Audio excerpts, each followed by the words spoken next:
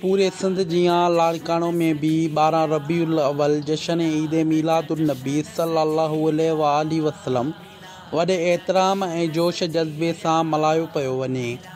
उन मौक़े ते संबारा होटल लेबर मोहम्मद बख्श जरवार, शहज़ाद जतोई, यूनिस जतोई, जान मोहम्मद, उस्ताद दीदार असदुल्लाह तरफ़ां प्रोग्राम मुनक़द कयो वियो।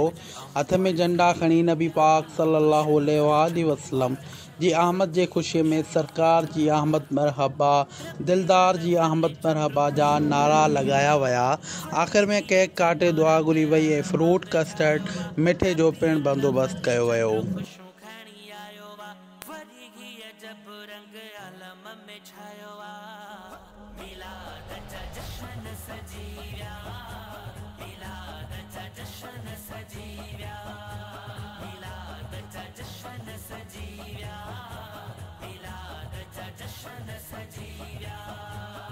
खुशियों में मिलाद जी अनमोल ही खुशियाँ आशिक़ रसूल जी